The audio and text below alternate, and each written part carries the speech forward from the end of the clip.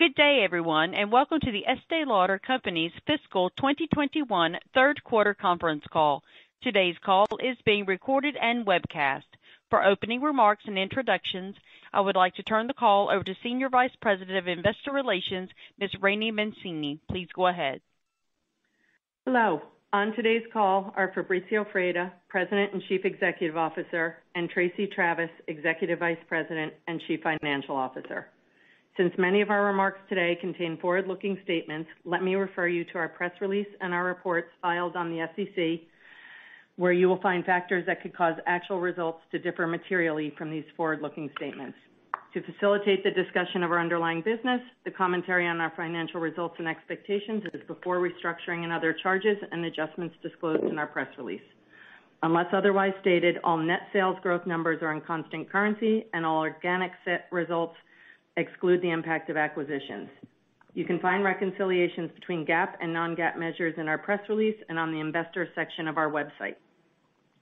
As a reminder, references to online sales include sales we make directly to our consumers through our brand.com sites and through third-party platforms. It also includes estimated sales of our products through our retailers' websites. During the Q&A session, we ask that you please limit yourself to one question so we can respond to all of you within the time scheduled for this call. And now I'll turn the call over to Fabrizio. Thank you, Rainey, and hello, everyone. It's a pleasure to speak with you today, and I hope that you and your families are in good health. Our hearts are with those impacted by COVID-19, particularly in places like India and Brazil that are experiencing severe resurgences. We remain committed to doing what we can to support our employees and these communities. Our third quarter of the fiscal year 2021 marks the continuation of strong sequential sales growth improvements despite the ongoing challenges from the pandemic. We exceeded our sales and earnings growth expectation, even as several markets experienced increasing COVID-19 pressure throughout the quarter. Our multiple engines of growth strategy drove our success, empowered by the exceptional creativity and passion of our employees. We achieved these outstanding results while acting on our values. First and foremost, we continue to invest in employees and consumer safety and well-being during the health crisis. We expanded our work for the environment, from setting innovative new sustainability goals in travel retail to seeing a wind farm in Oklahoma become fully operational, which is our largest renewable energy contract to date and a project we were proud to support. We made progress on our racial equity commitments and also outlined a new set of commitments for women advanced and gender equality, inclusive of achieving gender pay equity and globally increased representation of women from underrepresented groups. In March, we launched our new Equity and Engagement Center of Excellence to drive greater equity and representation within our business and across the value chain. We also launched a partnership with Howard University to support the success of its alumni through our experiential learning, career coaching, professional training, and mentorship opportunities. While there was joy in this progress, there was also sorrow. We stood with our employees, consumers, and partners in denouncing the rise in acts of violence, hate, and discrimination against the Asia and Pacific Islander community and committed to donate to organizations that support justice and equal treatment from Asian community in the United States. We keep our employees and communities top of mind through these challenging times. With that as our guiding principle, let me turn back to financial results. Constant currency sales rose 13%, representing a sequential acceleration of organic sales growth improvement. We delivered a strong performance despite increased COVID-19 hardship in Western Europe, Latin America, and parts of North America during the quarter. Estee Lauder, La Mer, Jo Malone London, Clinique, and Tom Ford Beauty led the impressive performance of many brands. Skincare and fragrance once again delivered superior sales growth. although they had the toughest comparison to the year-ago period. In fact, our skincare category was nearly 30% larger on a reported basis this quarter than it was 2 years ago, owing to innovation in our powerful hero franchises, strength across multiple subcategories, and the addition of Dr. Jart, but before the future inclusion of Deciem. And our fragrance category was 16% bigger than it was in fiscal year 2019 on a reported basis, driven by our strategic focus on the luxury and artisanal segments. Both of these categories now have even greater scale to capture prestige beauty share as the recovery unfolds. In the third quarter of fiscal year 2021, we focused our investment decisions on engines of growth and employed cost discipline in other areas, resulting in a near doubling of adjusted diluted earnings per share versus the prior year period. While the complexities of the pandemic are ever present, adjusted operating margin nonetheless exceeded that of the third quarter of fiscal year 19, and adjusted diluted earnings per share was 5% higher. Throughout the pandemic, we have been steadfast in our commitment to the long term as we successfully navigate the short term. We continue to strategically invest to drive sustainable growth, including building an end-to-end innovation center in Shanghai and state-of-art manufacturing facility near Tokyo. These are expected to open in calendar year 2022. More recently, several of our brands decided to participate in the new partnership of Sephora with Kohl's and Ulta Beauty with Target, beginning in the second half of this calendar year. This new consumer coverage represents the promising evolution of the retail landscape, both in store and online, in the United States for prestige beauty. We also agreed to increase our ownership in Deciem, becoming majority investors with a path to full ownership in 3 years. Deciem, with its fast-growing brand, The Ordinary, and new brand incubation capability, aligns well with our multiple engines of growth strategy. The Ordinary further diversifies our skincare growth engine by consumer segment, price point, and geography with a superior online business. The brand has redefined entry prestige with an increased ingredient-focused, regimen-based product portfolio that drives basket size. The Ordinary has quickly established itself as a top 5 skincare brand in the U.S. prestige beauty, having improved its rank significantly over the last year. Sustainability is integral to Deciem equity, products, and retail practices, which will enhance our sustainability brand portfolio and fuel the achievement of our ESG strategy and goals. We look forward to continue the exciting journey with Nicola Kellner and her incredibly talented team to realize Deciem global opportunity. In the third quarter, the Estee Lauder brand delivered stellar results, led by strong double-digit growth in skincare, sequentially improving trends in makeup, and a return to growth in fragrance. The brand is driving a renewal in the skinification of makeup trend with a significant growth of its Futurist franchise, and its new beautiful Magnolia fragrance is off to a very promising start. The Estee Lauder skincare franchises performed exceptionally well, led by Advanced Night Repair and its recently reformulated namesake serum. Revitalizing Supreme also was a standout, as the launch of Supreme Bright proved highly sought.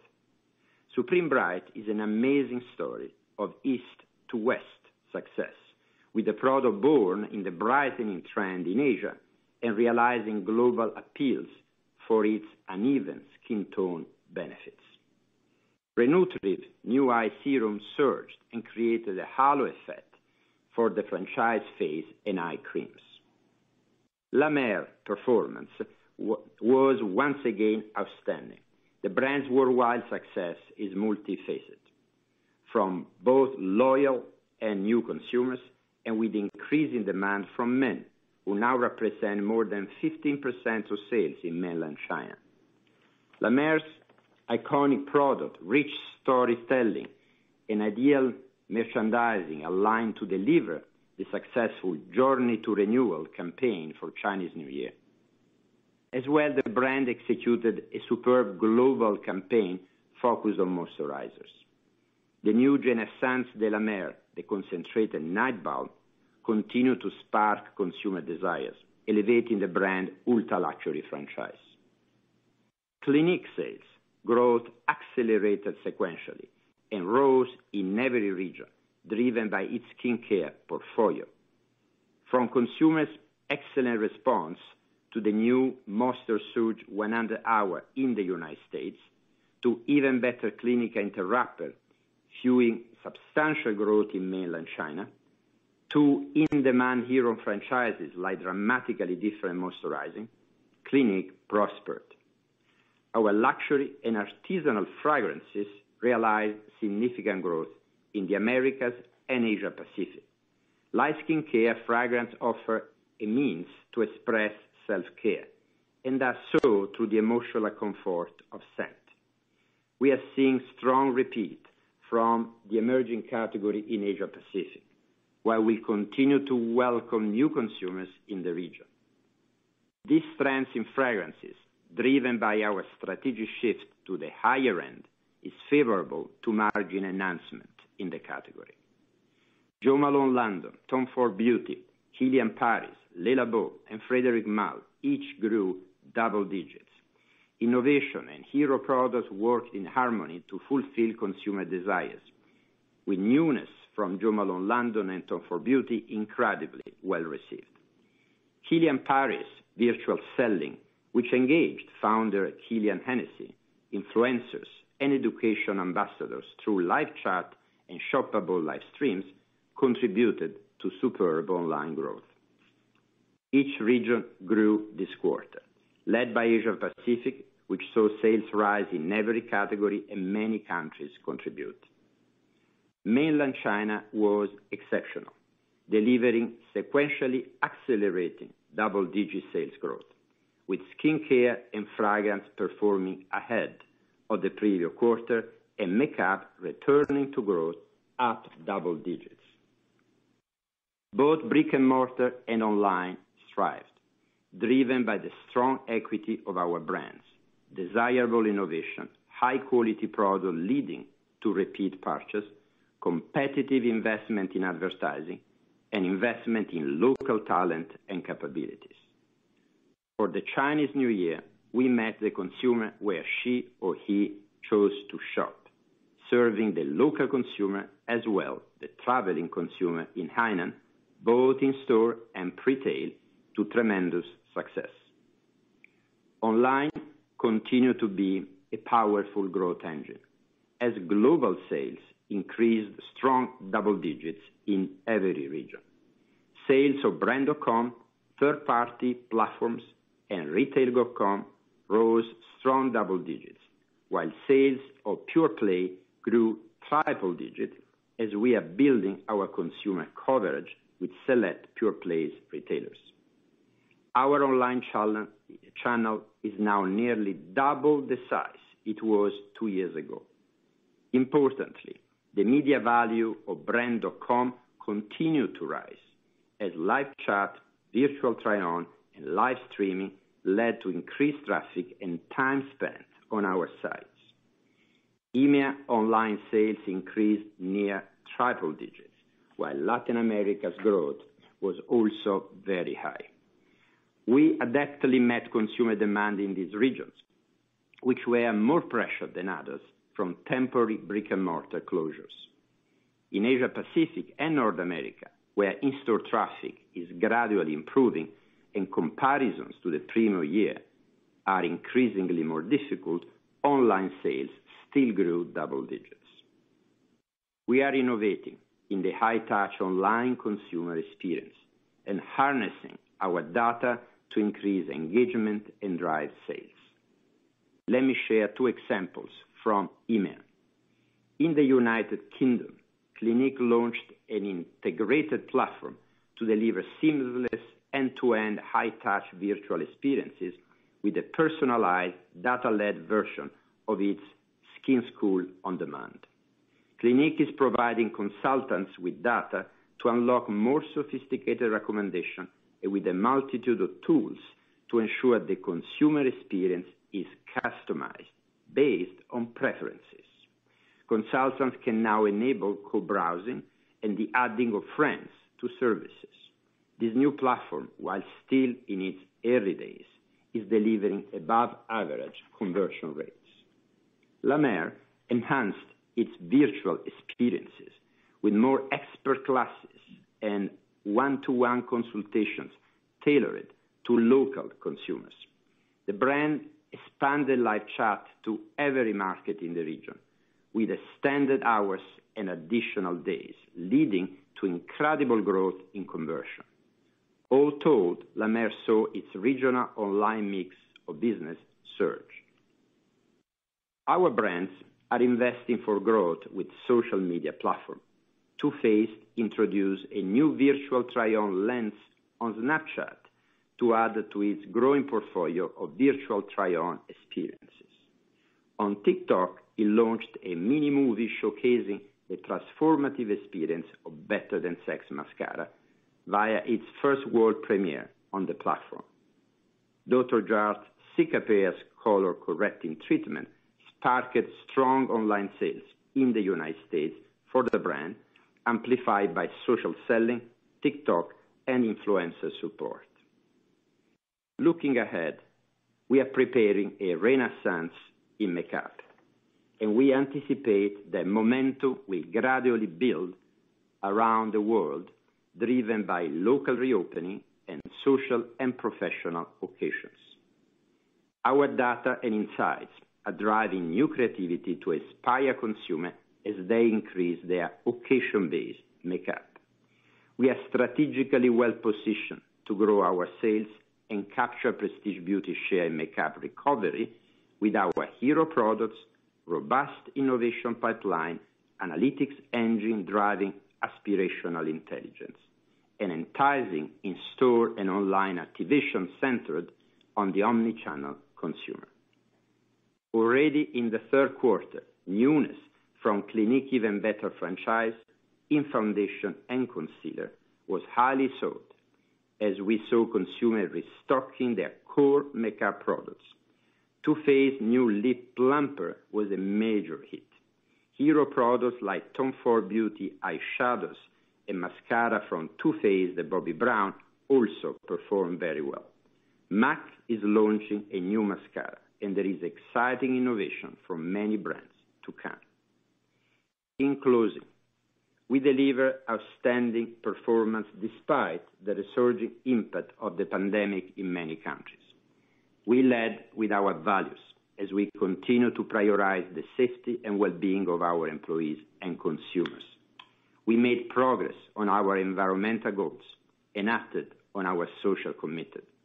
We invested in accelerating drivers for sustainable growth, including innovation in China, manufacturing in Asia Pacific, global online, and consumer analytics.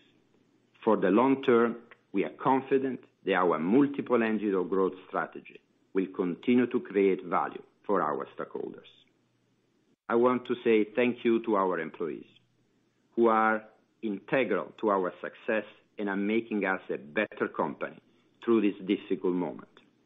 We are beautifully positioned in prestige beauty to continue driving recovery with the house of the most dedicated and talented employees. I will now turn the call over to Tracy.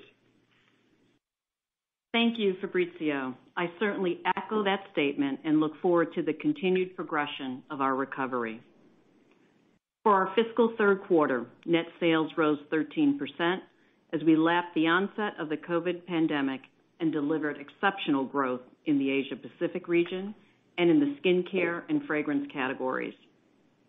While our brick and mortar distribution continued to experience soft foot traffic, our online channel delivered strong growth across all formats and all regions.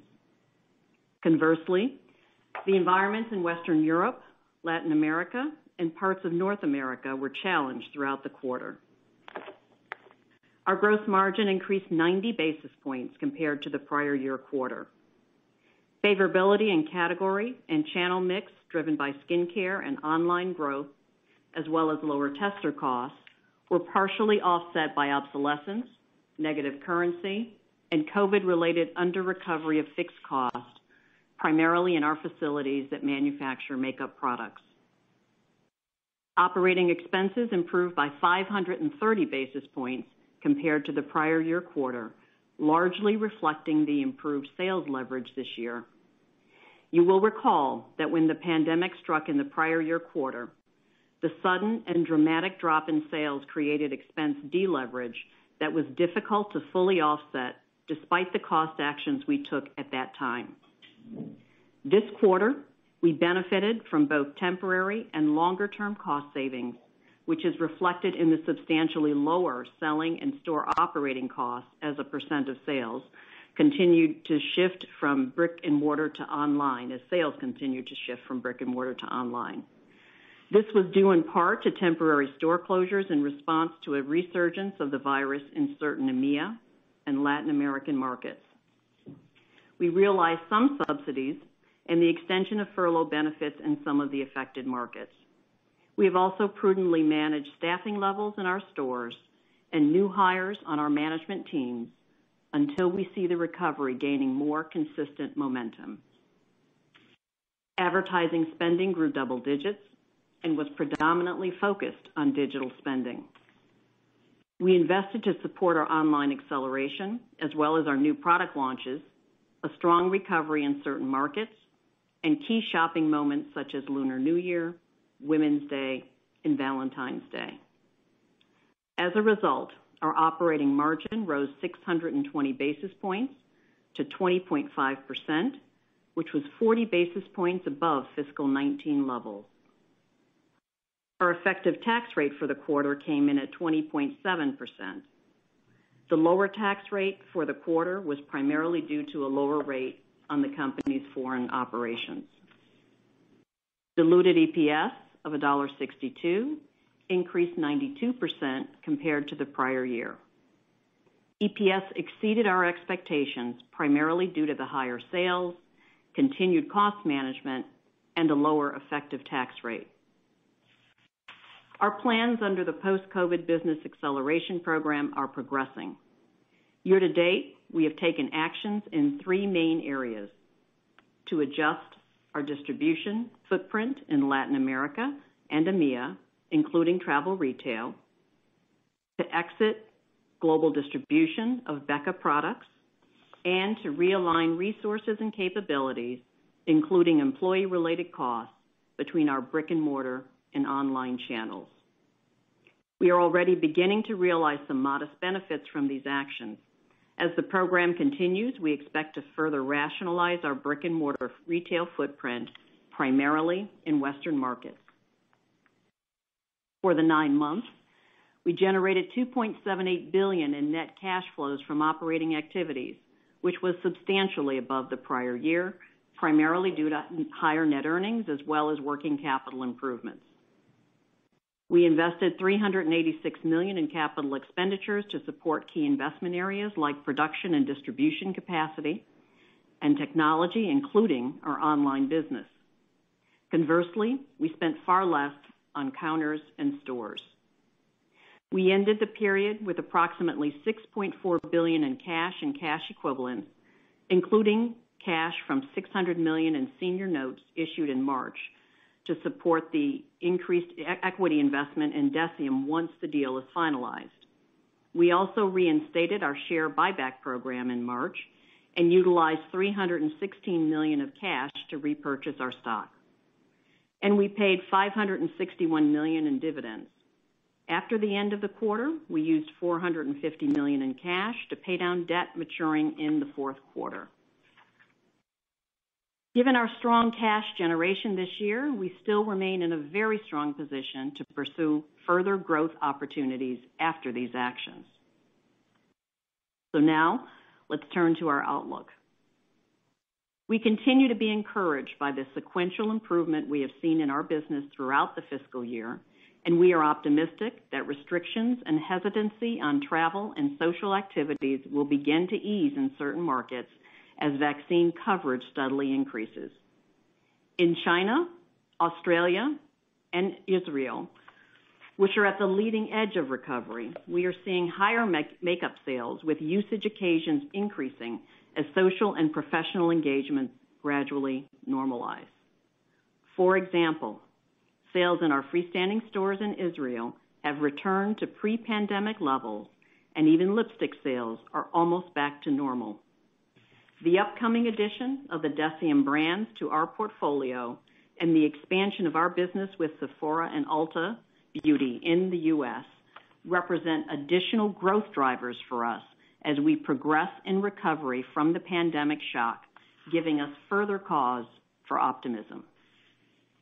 We have led with our strengths, our values, and our amazing team, and have proactively addressed areas which we could control, while at the same time ensuring we are protecting our strategic growth areas. As a result, in the context of a very challenging environment in fiscal 2021, we expect to end the year with sales growth of between 9% and 10% in constant currency. Currency translation is expected to add approximately 2 percentage points to reported growth, reflecting rates of 1.18 for the euro, 1.33 for the pound, and 6.64 for the yuan. 6 months of incremental sales from the December 2019 acquisition of Dr. Jart and approximately 1 month expected from Deciem are contributing approximately 2 percentage points to our expectations of growth for the year. Mindful of the more gradual resumption of traffic to our brick-and-mortar distribution, we kept tight control over costs this year to protect investments needed for long-term growth. Some of the costs we cut temporarily will gradually return as more doors open. Subsidies will correspondingly diminish, and we plan to meaningfully ramp up advertising spending in our fourth quarter as consumers return to social and professional engagements. That said, we expect to end this fiscal year with an operating margin of approximately 18.5%, an improvement of roughly 100 basis points above fiscal 2019. Full year EPS is expected to be between $6.05 and $6.15 before restructuring and other charges. This reflects approximately 10 cents accretion from currency translation and 4 cents dilution from acquisitions. Our fourth quarter sales are expected to rise between 44% and 50% in constant currency. This reflects both the recovery in many parts of the world, as well as an easier comparison against the prior year period most impacted by the pandemic. Currency is expected to be accretive by approximately 4 percentage points, and the addition of approximately 1 month of sales from Deciem would contribute less than 2 percentage points to sales growth. Fourth quarter EPS is expected to be between 38 and 48 cents, reflecting the sales outlook and increased investments to support the ramp-up of our innovation and manufacturing capabilities in Asia. Continued investment to drive our online business and the advertising and promotion to support recovery, with a resulting operating margin more typical of our pre-pandemic levels of mid to high single digit in the quarter. Currency is expected to add 2 cents to EPS, and the addition of Deciem is immaterial for the quarter, given the short time frame and purchase accounting. In closing, we are pleased with our performance in the third quarter in the context of a challenging macro backdrop. Our skincare and fragrance brands have proven to be resilient during this time as consumers shifted online, and we enhanced the digital experience with increased services on our sites. As we navigate through the final months of our fiscal year, we are investing in both the near-term recovery and the drivers of long-term sustainable growth that create value for our multiple stakeholders. While it is difficult to predict the growth of global prestige beauty in the near term, we are confident, as we have demonstrated, that we can nimbly allocate resources to continue to operate with agility and gain share as the recovery gives way to the new normal. That concludes our prepared remarks, and we'll be happy to take your questions at this time. The floor is now open for questions. If you have a question, you may simply press star key followed by the digit 1 on your touch-tone telephone. To ensure everyone has asked their questions, we will limit each person to 1 question. Time permitting, we will return to you for additional questions. Just queue up again by pressing the star key and the digit 1. Our first question comes from the line of Laura Lieberman with Barclays. Great, thanks. Good morning. Morning. Good morning. I was hoping you could talk a little bit about Asia Pacific, because as strong as trends are, on a 2-year basis, things were a little bit slower this quarter. And I know the fiscal second quarter you have 11/11. That's probably a much bigger shopping holiday than Chinese New Year. But from the aggregate level that we see in Asia, things were probably a little bit slower than people expected. So could you just give us a little bit more color there, describing maybe trends in China, mainland China, I should say, versus whether it was Hong Kong, Japan, other areas where things might have slowed down. And also, any other thoughts on Hainan and the degree to which shopping there may be overlapping with things that, purchases that used to happen in other Asian markets as Chinese were traveling more overseas, but are now maybe repatriating those purchases to Hainan? Thanks. Yeah, no, sure. Let me start, and then Tracy will add the perspective. First of all, no, we believe China is super strong. I mean, we have accelerated decisively. Our reported number is 63% growth, which is almost double last quarter. So China mainland is very, very strong. Now, this number includes Dr. Jart, which is also a strong growing brand in Asia, and now it's part of our portfolio. So all good. Now, your question on Hainan.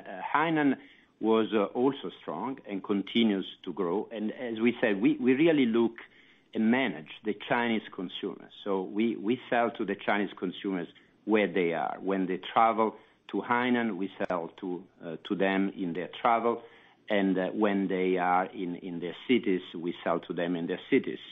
The opportunity of continue serving the growing middle class and the multiple smaller cities, which are becoming very important for consumption, from which the demand is growing, continues.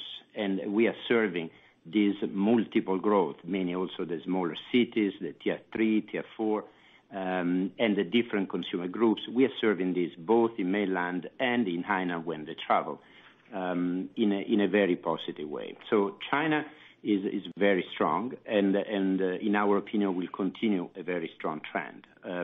The other thing that we've seen, which is important to us in China, is the recovery of makeup, because China is ahead of other regions in the control of COVID, and so in people going back with more confidence to shopping also in brick and mortar. And we see the positive impact on that on makeup, which I said in my prepared remarks grew double digit.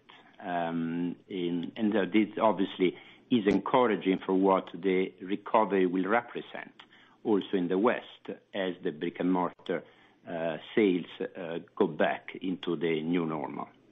The other part of your question was about Asia in total, and yes, Hong Kong is obviously smaller than what used to be, and the recovery is lower. And so Hong Kong is getting better, but it has been resized, at least for the time being, to what used to be.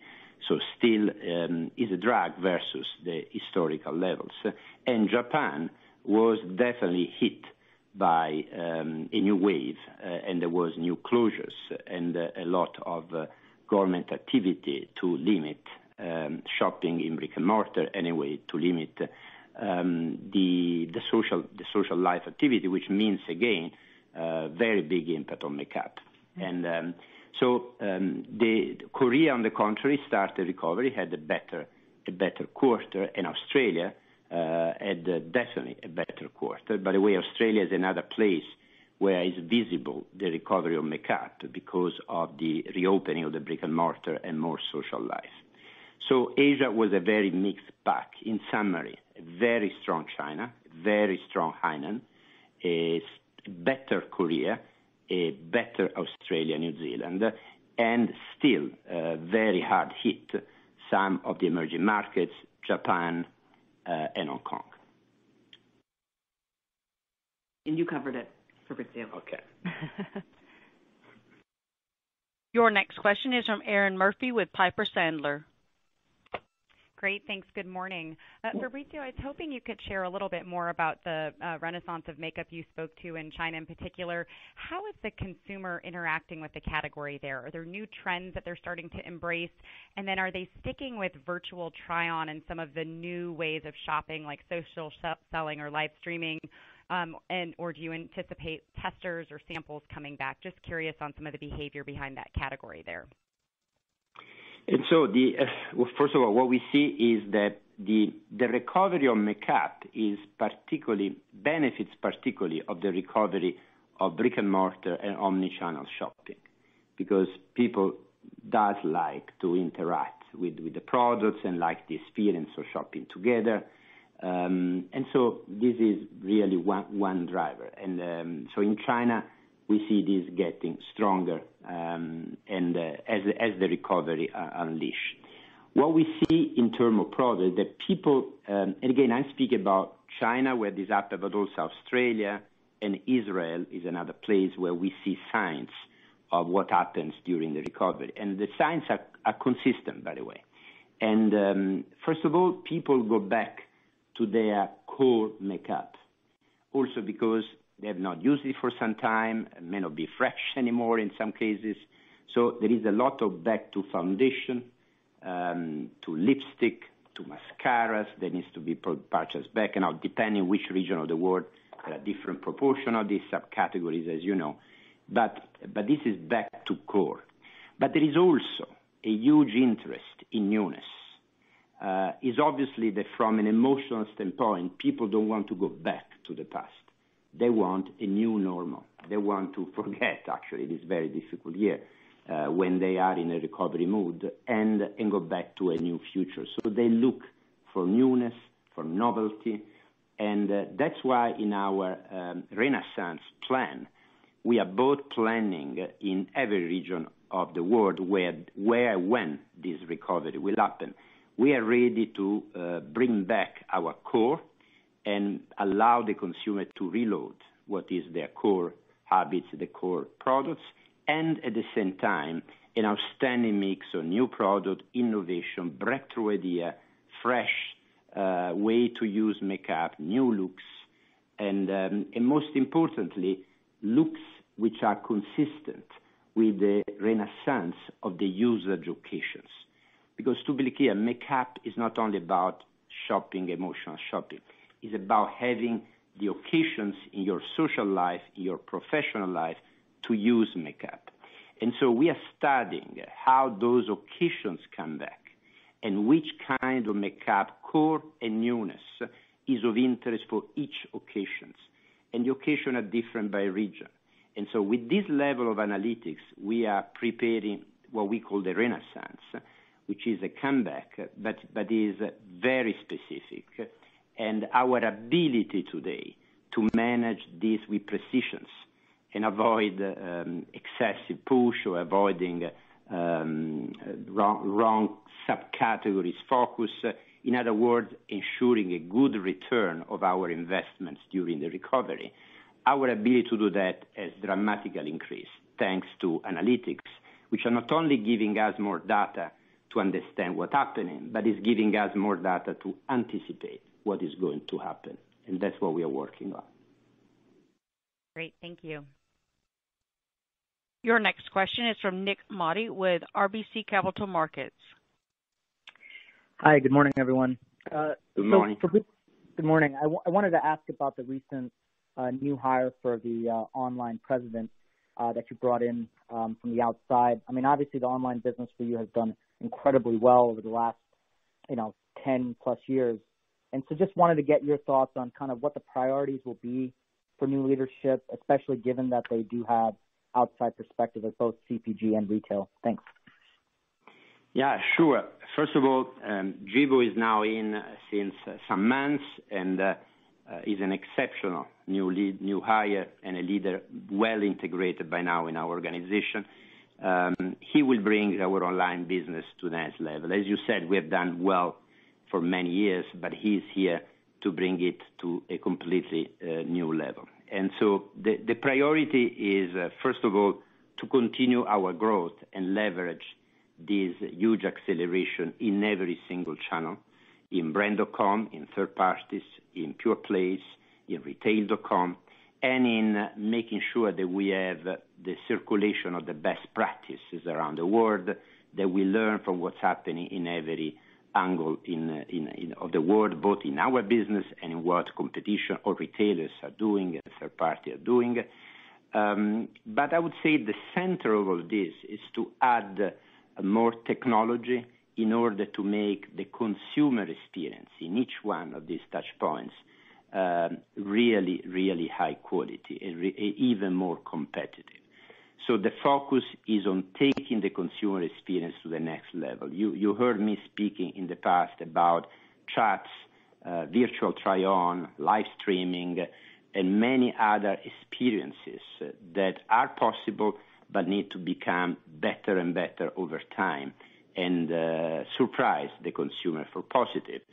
And if we do that correctly, we will continue to drive traffic to our online, because we'll attract traffic not only because of our great brands, of our great innovation, but also because of our outstanding services online and because of the experience online that will be frictionless. And also, we will need to make sure that this happens in a very efficient way and in a way which is driven by technology and become consistent across the world so that we can scale it very fast every single time this is going to be needed. And finally, also one of the priorities is to make digital advertising, and particularly all the advertising linked to e-commerce more efficient and more effective, and with this to continue to push conversion.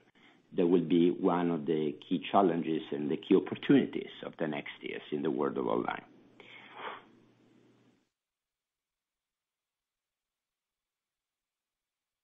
Your next question is from Dara Mohsenian with Morgan Stanley. Hey, guys. Hello. Just given the unique nature of the COVID crisis, can you just give us a bit of an update on your expectations for the travel retail category going forward? How quickly do you think demand comes back? How do you manage the business for the pace of recovery, but also potential volatility? I'd just love a bit of an update there. Thanks. Yeah. Again, Tracy, I'll let you add any perspective. By the way, our travel retail business is up. And so I would say that the recovery will be a net extra versus what is already growth. So what's happened in this period, as you all know, is that the domestic travel in general, and particularly within China, has been more than offsetting the lack of international travel all over the world, and particularly in the West.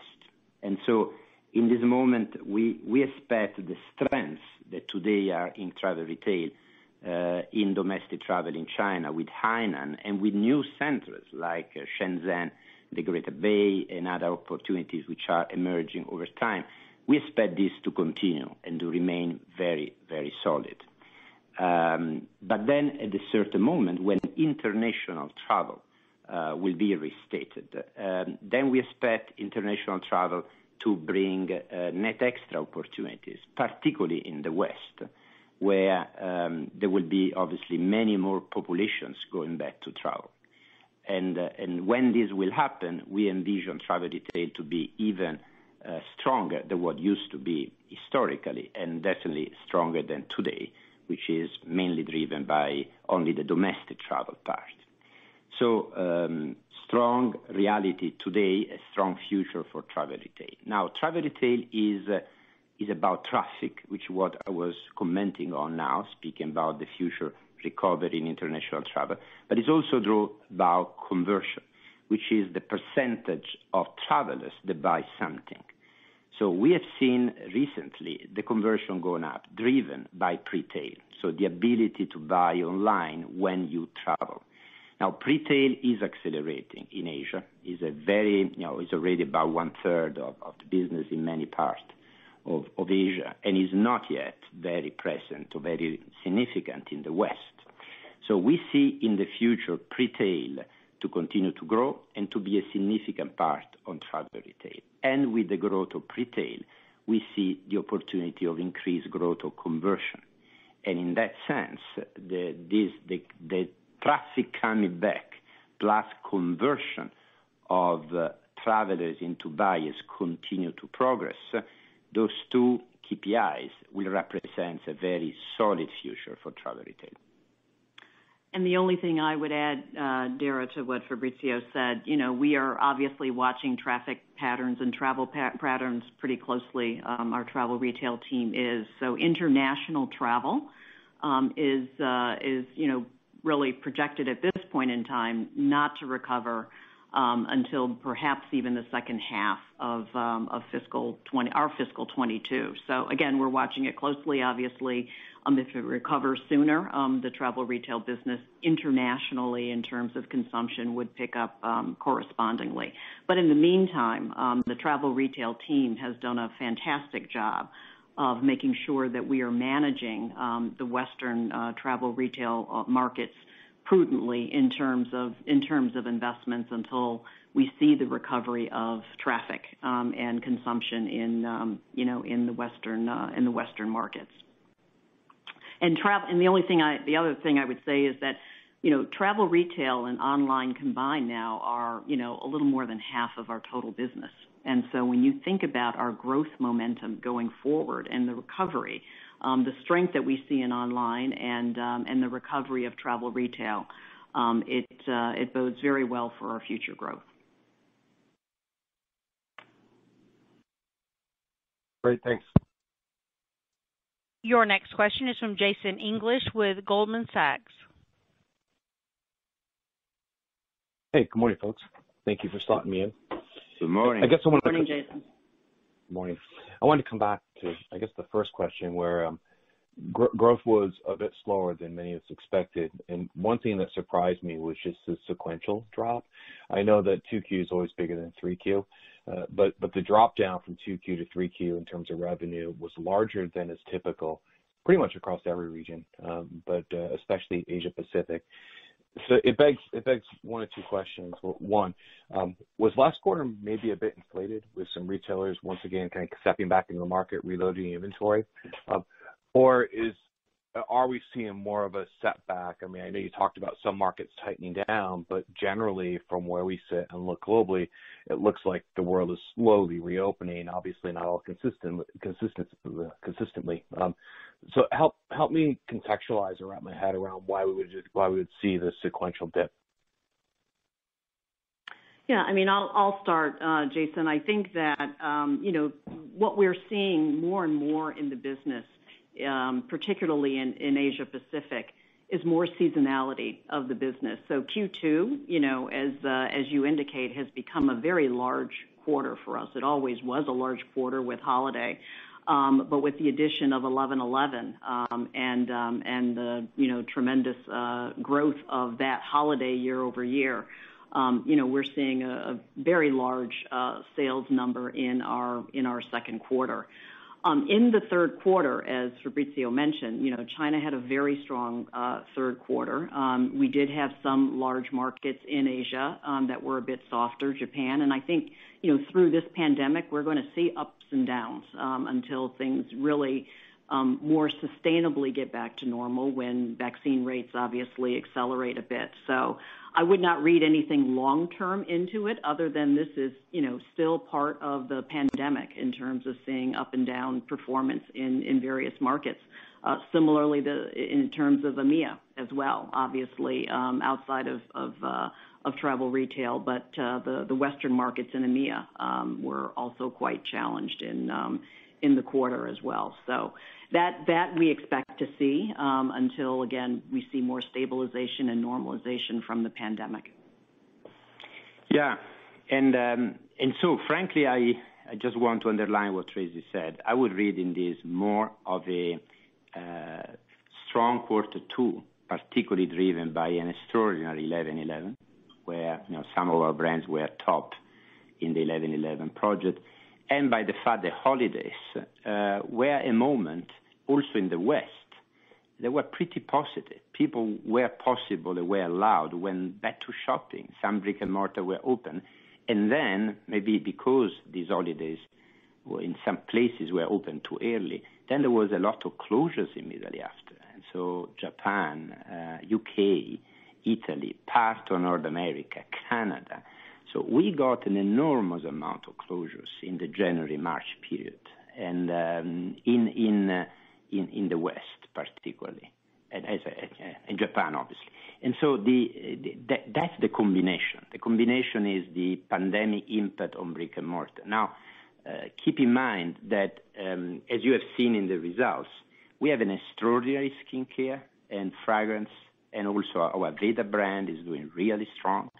The question is the makeup recovery, and the makeup is very linked to the comeback of the brick and mortar experience. So all the closures that happen actually after the holidays in many Western markets and in Japan did have an impact on makeup, and we have seen that. So I would not say there is any long-term sign in this quarter three. Actually, is an extraordinarily strong quarter three. By the way, was ahead of our guidance because we had seen that in our guidance. We had seen these kind of things that would have happened because of the closures, and so it was a very strong quarter. And quarter two was just an extraordinary quarter. But as Tracy said, quarter two will be pretty strong because in the future there will be always a combination of holidays and strong peak of commercial activities like in 11/11 and more that will create a high in terms of absolute level of sales.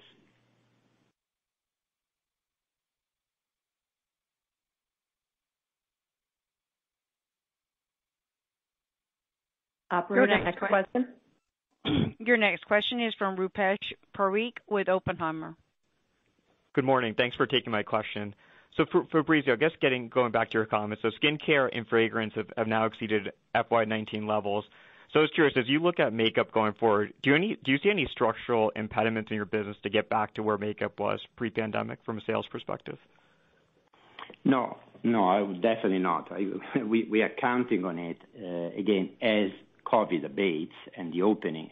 As I said before, I want to repeat that makeup is about usage occasions. So, and the usage occasion of makeup are exactly the social and professional occasions that when there are closures and when the pandemic is very active are not there. And so consumption goes down. So we are really, we don't see any reason why we will not go back to first stabilization and then growth in makeup when these social occasions come back and these professional occasion comebacks. Just want to take the opportunity to make the pictures. Today, we have our current drivers, which are the Chinese consumer, the global online, and the skincare category, and now the high-end fragrance category that will continue to drive. There is no discussion. These areas have been accelerated by COVID, but in reality, their trends were strong already before. So COVID has accelerated, and we are very ready, and as you see, we are having great success on these drivers, even in the middle of COVID. Now, there are new drivers that should be added to these drivers as COVID will abate. Makeup usage, as I said, brick-and-mortar productivity in most markets. Certain markets and consumer groups like US, UK, Japan, continental Europe, emerging markets that today are unfortunately really badly hit by COVID, will come back and will gradually come back as the COVID improves. Younger consumer consumption, which is especially linked to makeup, will come back. And the TR outside of Hainan, as we said before, and the pre-tail acceleration will come back. So there are all these new drivers that we need to accelerate in the next 18 months, assuming that will be the pace of return from COVID gradually. Then there are new strengths that we have built during COVID, and we have invested them. There is better innovation in Asia with the center in Shanghai and the quality of our innovation that is creating higher repeat purchase rate. There is more skincare and more makeup skinification, and we have more production capacity, of high quality production capacity in our upcoming factory in Tokyo. Better consumer understanding and better ability to anticipate trend driven by our investment in analytics. More resources for advertising, especially the digital advertising, which is increasing. Better high-touch service online, as I explained before, when there was the question on online. A brand portfolio, which is becoming stronger and stronger with the acquisition of Deciem and Dr. Jart. A huge investment and acceleration in every ESG activity during COVID. And all of these combined is what I call the new strengths that we are bringing to the party. So the way we see it is that the current drivers will drive, the new drivers, including makeup, will come back, and the new strengths that we have built in Estee Lauder companies during this year will hit. And that's why we really believe that this quarter is just the confirmation that we are creating a very solid, long-term, sustainable growth pattern for the company. Okay, great. And the only Thank you. thing I would add to that is, just to underscore some of the investment in technology we've made for virtual try-on. So when you think about those social and professional occasions coming back, whether someone wants to come in the store and try makeup or if they want to try it, online, the engagement that we see online from some of the capabilities and features that we've added to online certainly bodes very well for when those occasions come back and the makeup category acceleration. Okay, great. Thank you. We have time for one more question. Your final question will come from Chris Carey with Wells Fargo. Hi, good morning, everyone.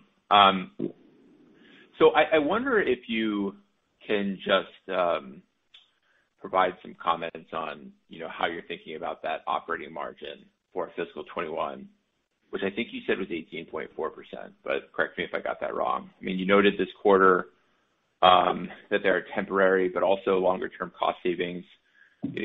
Substantially lower, operating costs in store with the shift online. There's some subsidies in play, but you're also, reallocating costs for the longer term from brick and mortar to online. Channel mix is obviously going to be a dynamic going forward.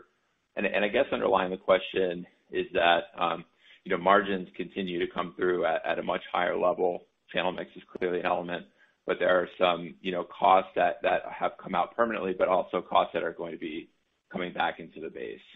And so I guess getting back to it, I wonder how you view this fiscal 21 target. Do you think that you can move up from there with all the initiatives that you have noted, or would you expect some sort of a step back as you weather some of these, costs coming back into the base and channel mix, evolving over the next year? Thanks so much. Yeah. So, Chris, as you know, we typically give forward guidance for the upcoming fiscal year in August, which we will certainly do. I mean, this has been an unusual year because of all of the things that you've mentioned. We had part of the year where we had temporary salary reductions, we've had furloughs, and we've also done a fantastic job. Our teams have in terms of managing costs.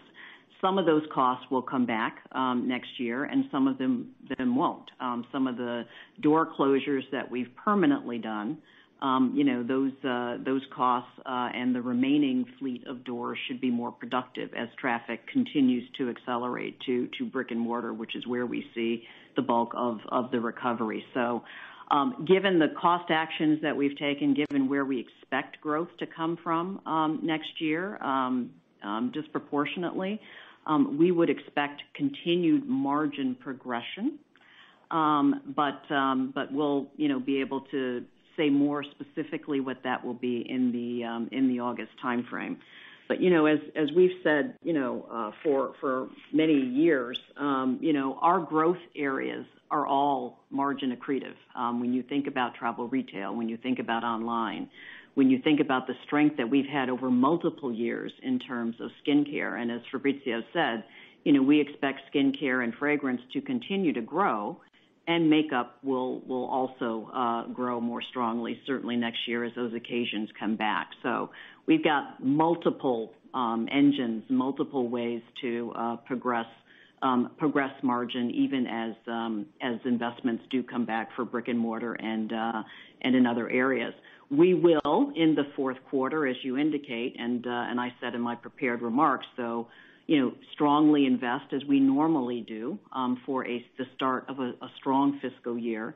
And we will invest more in advertising to support, what we believe will be an acceleration selectively in the markets that we think that it will happen in. Thanks so much for the perspective.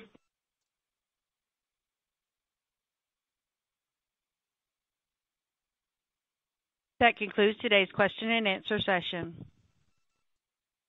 I would like to turn it back over to management for closing remarks.